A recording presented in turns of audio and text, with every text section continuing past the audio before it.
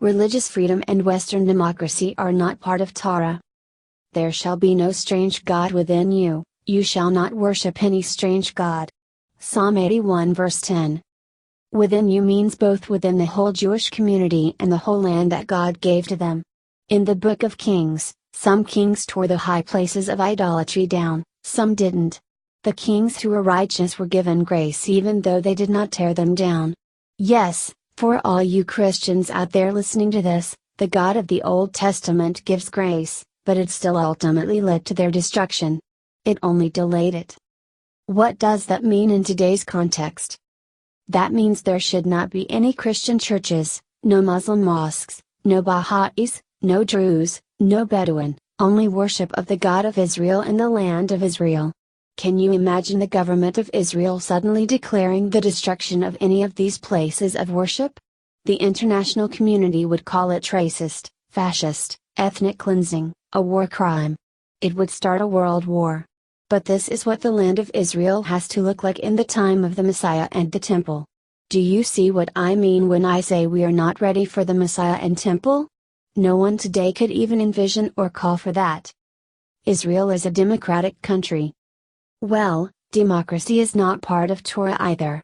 The people cannot vote to choose what laws to follow or to change the law or add to the law. You are not even allowed to appeal decisions by the judges of the Sanhedrin. When you have righteous people in power who fear God and follow His law, then you shouldn't need to, and within Torah are already the provisions for the poor, the widow and the stranger as well as slaves, well what today we would call unionized labor.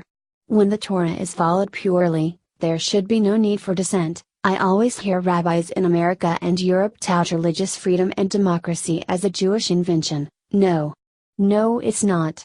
Jews have needed to depend on religious freedom in other countries for their survival, but when it comes to living in their own land, it's a different story altogether. This is what I mean by the corruption of Torah by the rabbis. It's this exile way of thinking that needs to change. You are not in exile anymore, wake up. But I digress. We now have our own ancestral homeland back thanks to the Zionists.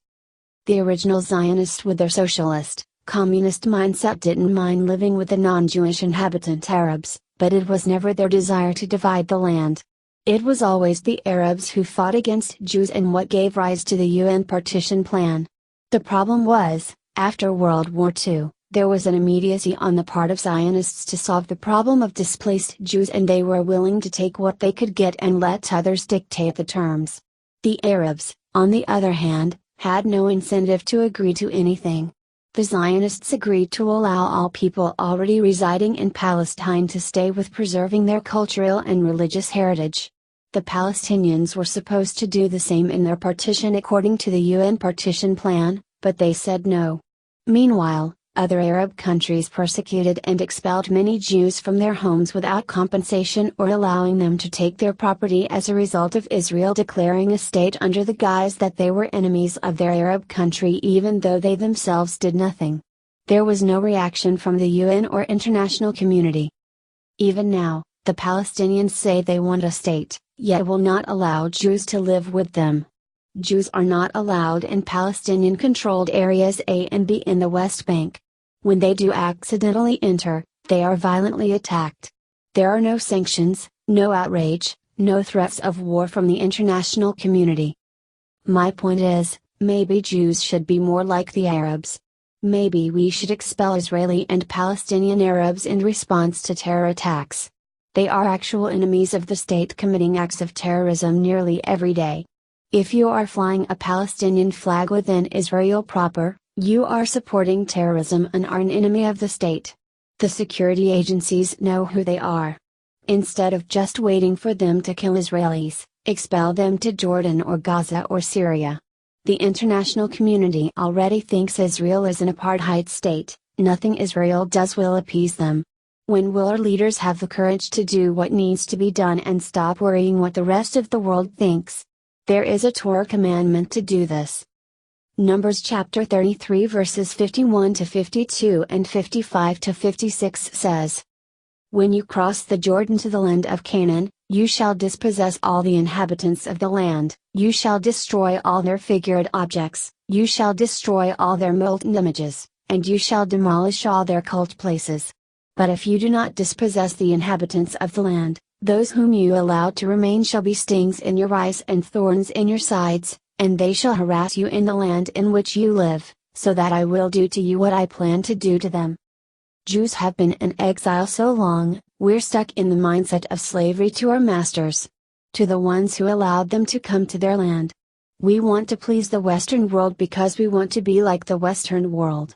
The Palestinians still do not want to be bound to the original partition plan, they want to dictate their own terms.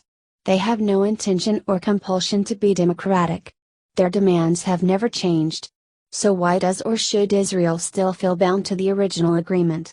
This did not happen with the Second Temple. Why that was, is for another video.